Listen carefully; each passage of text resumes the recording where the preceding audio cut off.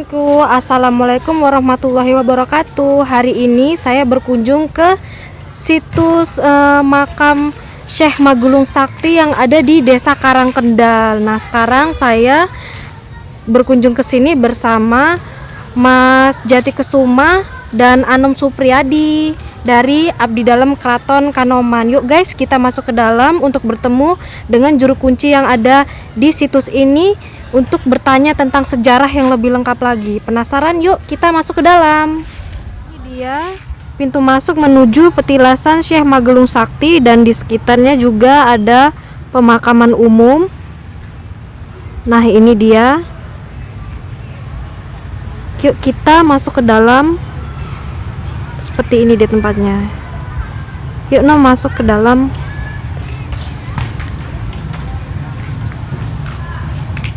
Assalamualaikum warahmatullahi wabarakatuh.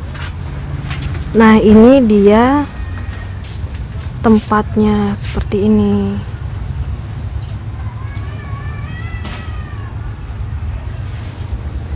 Nah, di tempat yang di sana kita untuk ketemu dengan juru kuncinya.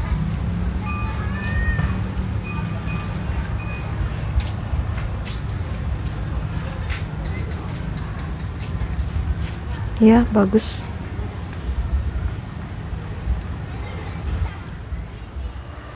Bentar, Pak. Iya. Kenalan dulu, Bapak namanya siapa? Namanya Ustadz Dabiin.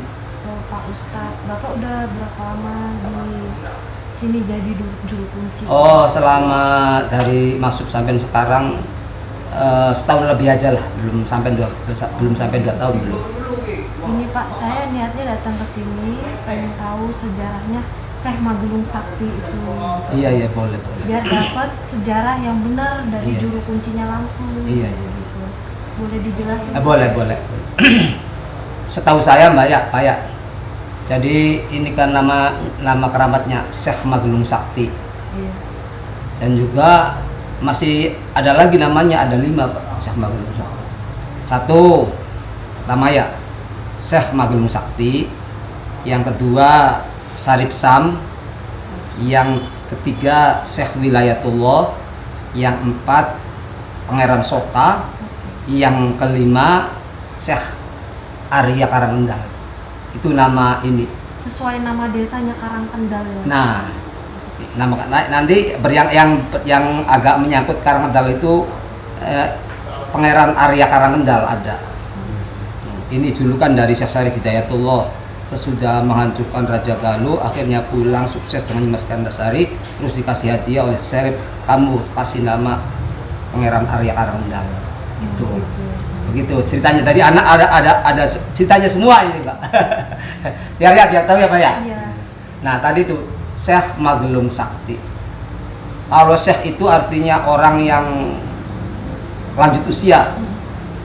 Nah, ini menurut pengalaman saya di bidang agama, kalau Syekh itu manjawaza umruhu arba'ina sanatan. Orang yang umurnya lebih 40 tahun itu dinamakan Syekh. Tuh. Jadi apabila Bapak umurnya udah lewat 40 tahun terus ada yang manggil Ki, jangan marah. Dikarenakan udah waktunya gitu. Syekh itu Ki maksudnya lah kata sini. Magelung itu Syekh ya tadi itu. Magelung artinya Magelung itu rambutnya sangat panjang, dikarenakan dari kecil sampai dewasa itu tidak ada yang bisa memotong rambutnya. Magelung itu rambutnya digelung. Magelung digelung rambutnya. Kalau nggak digelung ya nanti nempel tanah. Ya coba bayangkan dari kecil sampai dewasa, Pak. Berapa tahun pokoknya sampai 20 tahun. Coba berapa rambut 20 tahun nggak dipotong, itu nyalan panjang, Pak. Nah, makanya digelung rambutnya itu. Maka Magelung itu ya, Syekh itu orang yang umurnya udah lewat 40 tahun. Magelung itu rambutnya digelung. Nah, sakti itu karena orang yang luar biasa saktinya. Di mana orang yang keluar dari tulang Rasulullah maka dikatakan Syarif. Artinya Syarif itu orang yang sangat mulia. Begitu, Pak. Artinya Sam itu dari negara Sam. Syarif Sam itu namanya Syarif Sam. Oh, dari negara Sam ini, Pak, aslinya, Pak. Jadi yang bisa motong rambutnya? Nah, akhirnya Pak ya, Bu ya, akhirnya kemari di sekeliling negaranya Mesir itu dijuk-juk mencari orang yang bisa motong itu. Ada yang makasih tahu di sono coba, ya pokoknya dijuk-juk lah.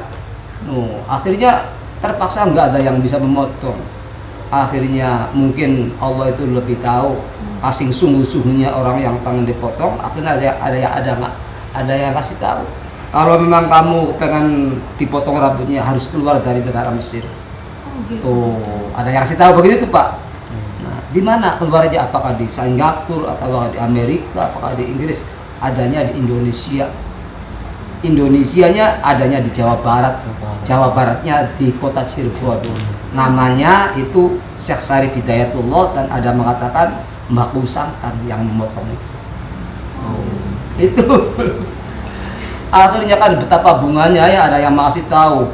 Akhirnya langsung dari negara Mesir itu langsung sini. Nah, itu tepatnya di Karanggetas, di situ bertemu dengan orang kakek lagi mengembala kambing.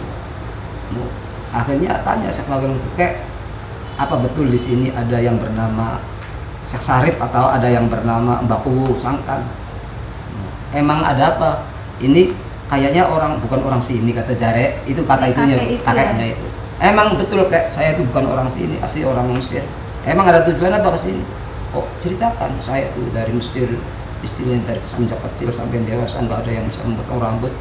Nah, sampai kesana sini di Mesir nggak ada yang bisa memotong. Terpaksa ada ngasih tahu yang bisa memotong itu di Indonesia dan tempatnya di Jawa Barat. Jawa Baratnya di Cirebon, namanya Mbah Kusangkan atau Syekh Syarif. Jadi mana orangnya? Kata itu tuh, kata saya Magelung tuh begitu Mbak ya. Oh, jadi kata kakek itu emang tujuan dari Mesir tuh pengen sekedar motong rambut. Kata kakek tuh, iya, nanti juga ada yang motong kalau memang betul-betul kamu pengen dipotong. Kata kakek begitu nggak berapa lama melihat ke belakang, melihat ke sini, rambut udah jatuh. Rambutnya udah jatuh. Udah jatuh, nggak dipotong-potong aja, nggak dipegang-pegang aja Pak. Tiba-tiba udah jatuh. Udah jatuh. Oh, subhanallah, gimana nih rambut kan segitu banyak. Gitu ya Pak. Akhirnya melihat orang kakek tersebut tadi udah hilang, nggak ada. Wah, itu berarti orang hilang. Itu berarti orangnya yang nama Mbah Kusangkan atau Syekh Syarif itu. Akhirnya dicari ke kanan ke kiri ke depan ke belakang, ya nggak ketemu, udah nggak hilang. Tempat yang jatuh rambut yang patah tuh dinamakan Karanggetas. Karanggetas kan gampang tuh gelek apa ya, getas. Karanggetas itu dari namanya rambut. Itu julukan waktu potongnya Syekh Magelung itu dikatakan dimakan Karanggetas itu. Siapa sih kapal mukang wonten besal punapa liwat mriku ketas ya kota. Iya, jadi jare mitos wong sepira jaduke lamun liwat mono hancur ilmu. Oh, gitu. Ketas ya Pak. Getas. Contoh sekitu Syekh Magelung sakti orang dari Mesir, sekitu gagahnya, sekitu saktinya, tapi cuma dilihat aja jatuh. Itu yang luar biasa ilmunya. Apalagi seperti saya, wis apa gitu. Begitu Pak ya. Itu udah mitos. Makanya kadang-kadang orang yang masih megang mitos itu nggak berani lewat perapatan itu. Waktu Presiden Soeharto ya itu nggak berani ya. Lewat yang perapatan itu tuh. Oh, nggak berani dikatakan itu sih. Khawatir ilmu luntur. Nah, dikarenakan rambut tersebut rambut sangat mulia ya, akhirnya ada yang mengambil rambut Syekh Magelung itu. Sesudah dilempar di kali, diambil lagi terus dipendam ning sampingi dulek ali, terus dipatok tempat pemendamannya rambut ya. Nah, sambil seniki cukul potoknya itu, cukul sampai berdoyan bergula-gula sampai seniki masih. Oh gitu. Iya, Masih ada di sana. Masih sampai nggak ada yang berani Pak. Ini dahannya atau pangnya itu ngelampir ke lewat jalan raya. Nah, akhirnya begini ya. Sesudah lama dikarenakan orang yang terhormat, akhirnya dari keraton tuh ditugaskan, Magelung kamu sebarkan Islam di daerah utara Cirebon. Dari keraton secara singkat ya Pak ya. Akhirnya sini jalan kaki ya, jalan terus dicari terus utara terus. Akhirnya yang kepilih oleh Syekh Magelung ini Tempatnya ini yang kepilih. Pegagan, Bedulan, Menukan itu nggak kepilih kan, padahal kan dilewatin dari hujan Cirebon. Nah, tempat ini pas waktu itu ada majikan yang tuan rumahnya itu namanya Buyut Selawe, itu tuan rumahnya istilahnya. Buyut Selawe tadi udah ada, Buyut Selawe itu masih hidup. Akhirnya begitu bertamu, permisi Buyut, saya mau ikut istilahnya menyendiri di sinilah, melu menggelarkan agama, kata Syekh Magelung. Akhirnya memang itu yang diharapkan oleh silakan. Nah, akhirnya ditempatkan di depan di sini. Yang terus itu melu teng Buyut Selawe ya, Pak. terus niki nek majikane wong nek usana umah iki Buyut Selawe tadi bertamu lah lampun kae sun diharapkan melu numpang ngene andon ngene lampun. Jadi jare itu wong ya aku wis mulai proses dikit manusia anale temu dicipta lautan gini Pak. Manusia lamun cipta pada desa Magelung harapan bertamu ku lautan Kang dikira-kira. Cuman ya dideleng mata batin wah bukan laut asli kata Syekh Magelung. Tiba-tiba yang sekedar ledang wong sih. Sampai ya pada pen sholat nggak teropong mawon apa Mekah ketinggal sampai Pak ya. Wah iya kalau sifatnya para wali sih. Ya ketinggalan dia melihat lagi bisa Sampai Buyut Selawe bisa satu tindak dari sini ke Mekah kalau para wali. Jadi adan masih di sini begitu kuamat jelek. Kalau sifatnya para wali di sini dari Mekah. Jadi bumi itu bisa dilempit. Contoh ibaratnya kan ini Indonesia, ini Mekah. Kan kalau istilahnya kalau jalan kaki kan melewati ini melewati, tapi kalau dilempit tuh jelek. Tuh begitu kalau jadi itu biatil ardu bi qadisritin. Bumi itu dilempit sekedar sejengkal bisa. Akhirnya berlama berdiam di sini ya di sana di Karangkendal ya terus mengembangkan agama. Sampai istilahnya ada apa sih itu tuh Depok Pegagan, Depok Kroya, Depok Kroya ki anak pegawai mana hadiah dari Syekh Sarip. Oh, Kroya. Iya. Akhirnya Sewisi kawi Sewisi dikasih nama Pangeran Arya kah nanti kalau kamu pulang saya kasih hadiah desa Kroya, Pegagan, Duku itu kekuasaan kamu. Dari Syekh Sarip dengan ikatan apa Syekh Magelung itu Mas Gandari. Nanti saya ceritakan sedikit ya. Nah selama diam di sini ya menggelarkan agama, tiba-tiba di Pengurukan tuh mengadakan sayembara. Tuh sayembara itu siapa yang bisa mengalahkan saya dari Mas Gandasari. Kalau perempuan saya anggap saudara, kalau lebih kecil dari saya anggap adik. Kalau lelaki saya anggap suami. Oh, jarinya Mas Gandasir yuk. Waduh, tapi saktinya luar biasa, Pak. Sakti ya. Sakti ya, ini Mas Gandasir. Melaku ning kono ning godhong-godhang nih. Cok. Sambil jabling ngetekan godhong-godhang masih ning dhuwur. Jatuh lah Pak. Jatuh jelas. Tapi dikarenakan orang yang saktinya luar biasa, jadi sampai melaku di atas air, wah, terbang itu udah mainannya si Mas Gandasa. Akhirnya ini kono Pak, gede apa sih gede besi, gede kedung, gede wah kang sekelilingnya aku melu dikarenakan apa? Karena Mas Gandasa perempuan cantiknya luar biasa. Kayak lamun Bapak tahu, wah nggak bisa tidur 1 bulan. Bayang terus ya. Iya. Wong bagus cuma kayak mantu. Bisa lah dibuang lah. Rambutnya ada dandan, curi lancip kayak dom sampai. Iya. Orang satu sebulan ya. Kalian baik dong. Akhirnya ya penasaran beli wong mau juga mana wong lanang dalam modern aja kabeh kaya ngeces kabeh. Wong modern dalam modern enggak wong lanang ganteng yang ngeces. Iya. Ya beli. Jabling aku maling iki. Nah, yang barang biore sedek ya Pak ya. Oh, ya enak makanya Bang. Akhirnya pas waktu Syekh Magelung Sakti duduk di sini ya di situ ada apa sih Kidam Puawang. Kidam Puawang itu orang dari Cina sengaja kesini Indonesia dengan sengaja jual beli emas, namanya Kidam Bawang. Pas di situ Kidam Bawang mendengar bahwa di Pengerokan ada pengembalikan sayembara. Coba-coba kata Kidam Bawang. Akhirnya perahu Pak terbang Pak, perahu kali biasanya Pak terbang mau menuju Pengerokan tuh sakti ya. Pas di sini ada Syekh Magelung Sakti, melihat ke atas, aduh siapa sombong amat, perahu jalannya di atas awang udara, kurang ajar jadi Syekh Magelung dulu sih, penasaran nggak permisi lagi, dilempar di Syekh Magelung kan Pak, kena pecah terus perahu yang tak terbang. Ning duku mau nih bengene ada perahu yang Pak. Ini jangan duku Pak ya. Iya ning duku. Masih penting berat buat. Uji pun apa ya? Iya berat, penting berat. Akhirnya berarti kata Kidam Bawang tuh berarti di sini ada orang sakti lebih dari saya. Akhirnya nggak jadi Pengerokan pulang sono. Pulang lagi. Asli si pundi Kidam Bawang Pak. Dari negara Cina. Oh Cina. Sing Cina. Oh, dia lewat ke sini, Pak. Iya mau dari sono mau ke Pengerokan kan arahnya ke sini sono. Cuman pakai perahu, jalannya itu di awang-awang berangkasa. Mabur ya. Mabur. Oh kalau bukan orang sakti siapa yang bisa terbang? Astagfirullah.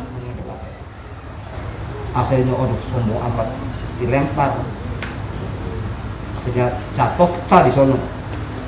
Kadang itu emasnya itu kadang-kadang tuh istilah ngaton kadang-kadang blur. Tapi wong beli wani, kalau lamun wani ki bisa dicokot ki, apes kowe wong. Oh gitu. Iya, emas tersebut tuh. Emasnya Kidam Bawang. Ada yang suka melihat kan di sawah di sana di sawah. Akhirnya ya sampai sekarang ya si ada namanya tuh si Bangkolang. Si Bangkolang itu nama sawah karena di Bangkolang di Syekh Magelung. Wonten si Bangkolang Pak ya. Ini kok ada di sawah. Akhirnya terdengarlah Syekh Magelung Sakti bahwa di Pengerokan ada bawang sayembara. Akhirnya coba-coba Syekh Magelung itu sono mau ikut sayembara tanding gitu. Langsung datang ke itunya ke tempat lapangan. Ya betul lihat dulu Syekh Magelung ini maju lah kayak ininya patah, ada yang patah dilempar. Wah, saktinya luar biasa. Ada yang mau meninggal dunia. Macam-macam. Akhirnya waktu giliran Syekh Magelung Sakti maju, tulis ini, nyoprot, nah akhirnya kalah nih Mas Ganas, istilah kasoran, lari Mas Ganas, ke ayah angkatnya baku jadi bukan anak angkatnya pun Pak, Mas Ganas itu anak angkatnya baku, akhirnya jauh tulung dulu melayu Mas Ganas hari, sebisa sesek. Kejar Syekh Magelung pas udah sampai ke depan depan baku bersembunyi di bawah sendalnya baku. Anak beli waktu menutupan di sore keplek. Biasanya aku begitu aku menutupan yang sore keplek yang baku. Bisa gitu ya? Iya, orang bukan orang sakti mana mungkin orang gede segini bisa masuk sendal. Oh, cerita. Akhirnya dikarenakan Syekh Magelung Sakti orang lebih pandai lagi tahu. Mbak Ati katanya tolong ambilkan ada apa tuh di bawah sendal Ati itu. Tahu. Begitu mau diambil, ini Mas Ganasari langsung pindah ke masuk ke ini pesak. Kamu tahu wong semene gedene menjadi pesak. Iya Pak. Serau ya manjing cacak nih kayaknya masak kamu tak paling tangan itu ya. Ini semuanya dari bawah telapak kaki sampai endas masuk semua tapi kelihatan itu saksinya ini Mas Ganasari.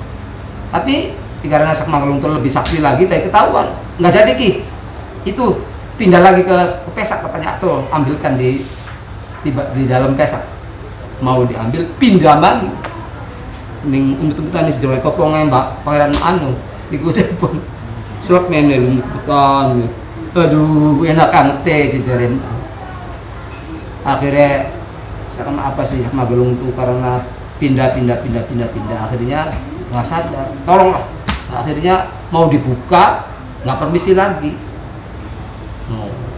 Arep pegal sih mau pindah mana pindah dia. Akhirnya wis kunci beli permisi mana harapan jokot Nyimas Ganasari di Jero Topong dibuka itu pernah gurunya yang motong rambut. Akhirnya aku nggak kuat. Oh, dia nggak tahu kalau itu begitu. Nggak tahu, gurunya tuh dari waktu motong sampai waktu itu belum tahu bahwa yang nama Kiku atau Syekh Sarip Hidayat itu belum tahu. Berarti pertemuannya kedua kali ya di situ. Itu ya? bahwa kemungkinan ini yang memotong rambut saya itu buktinya saya ngangkat ininya nggak kuat, berarti ilmunya di atas saya, di saya. Akhirnya maaf, saya tuh nggak sopan, berarti inilah yang dulu memotong rambut saya katanya. Akhirnya ditanya sama aku, ada apa nih?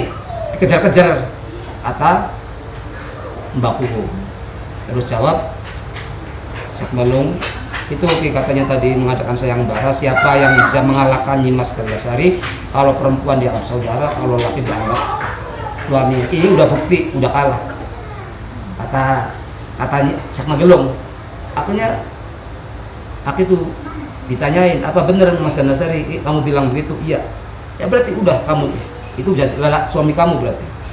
Yang dikawinkan, udah dikawin. Jadi nikah akhirnya. Ya nikah, ya udah jadi ucapan tadi itu. Siapa yang mengalahkan saya berarti itu suami saya. Nah sesudah dinikahkan, terus Nyimas Ganasari minta perjanjian. Saya bersedia jadi istri, tapi sementara di dunia nggak bisa campur seperti manusia biasa. Oh, gitu. Nanti di surga saja ketemunya. Oh, gitu nih. Iya. Akhirnya ya udah.